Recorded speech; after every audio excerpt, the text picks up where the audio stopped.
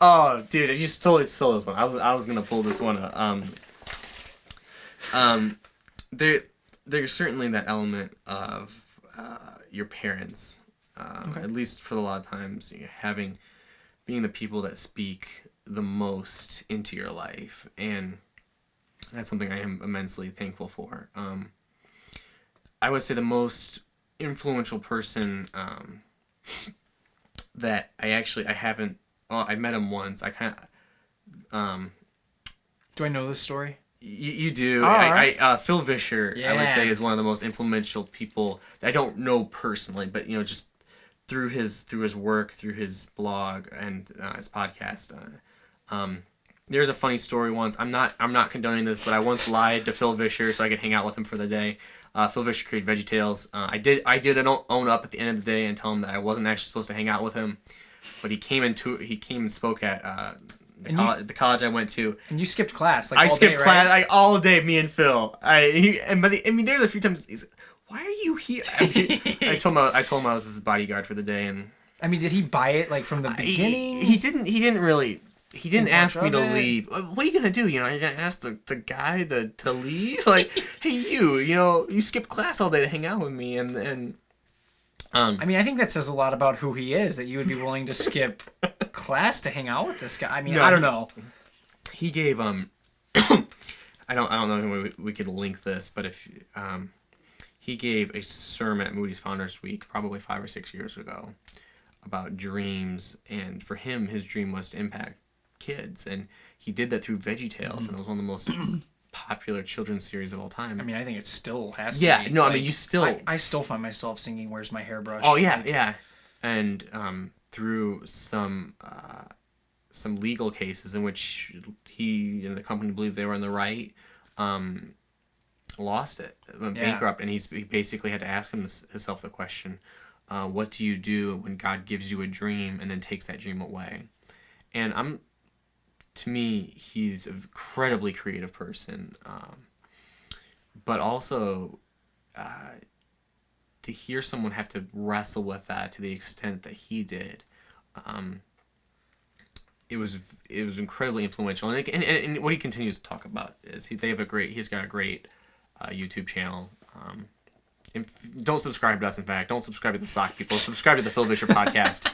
It's a great week. Then come back and subscribe to us. The most influential person actually in my life, though, I'm gonna have to say my small group leader when I was in high school. And he really modeled what it was to care about discipling, but also just to love you as a person. And I don't know if that's ever a role that I'll be able to fill as well as I felt like he filled it for me, but he's definitely a big reason why when the poop hit the fan, he was someone I felt like I could go and talk to. That's and cool. That's and, actually awesome. Yeah, and it was. Yeah, I mean, that's why, on this list you have my parents and him and then Phil Vischer. Yeah.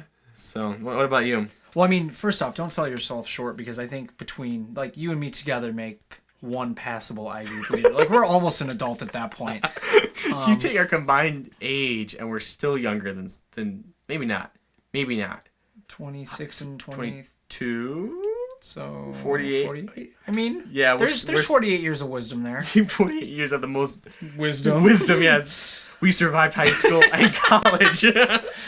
We need like a sticker. I survived high school. I still live at home with my parents, and but I think I there's... put my shirt on the right way today. Man, I still struggle with it. No, but I mean, this is changing gears a little bit, but I feel like the awesome thing about life right now, and we had to fast forward this in one of the previous bubbles, was that we're at a point where it's okay for us not to know. I love that. I'm wrestling stuff with, you're wrestling with stuff, and I don't have a clue, but it's okay because I don't think anyone expects us to really know. I know. It's a very liberating feeling, and you get to grow and learn and make mistakes, and it's awesome. Yeah. But all right, back to your most influential person. I mean, I think my dad's got to be up there, if not number one, like top three.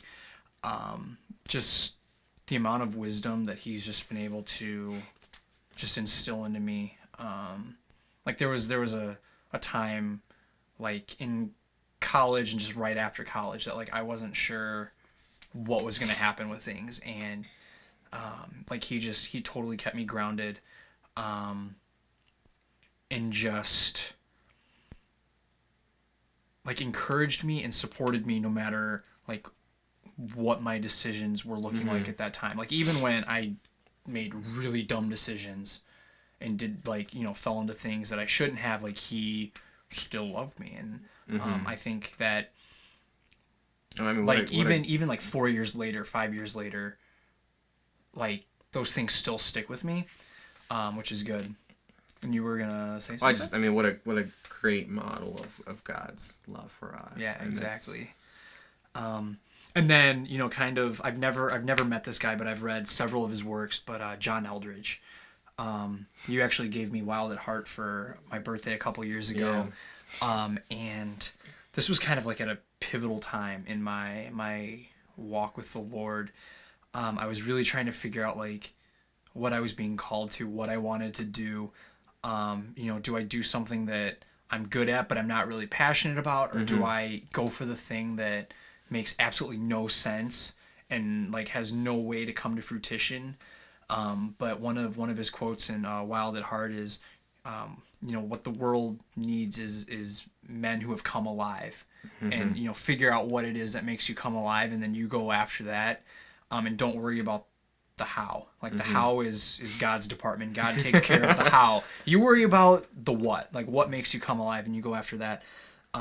So that was incredibly like just eye-opening, and that really like radically changed how I lived the next, I mean, even till today, but like the next few months, and you know, applying to seminary, and just, you know, doing a semester of that, and just really going after like what made my heart come alive. So and hopefully I think that's something that we both try to do continually now, even though a year and a half, and you know, maybe the outlets have changed, but it's still just, it's all about pursuing that passion that comes with life. Kind of like these bubbles and I mean, like honestly, that's why we did this video, is we call it just for joy, but let's do something that we just love doing, and if no one watches it, we'll still do it. Yeah, and just because it's fun to get down and talk. So do you want to throw that at the camera this week? I feel like I had a great flick last year. I don't know if I've ever gotten close. That's awful. That was stunk. Well, guys, thanks for tuning to this bubble. Check out the adventure video, which will be up here this week as well. Super excited about that. It's gonna be a good one.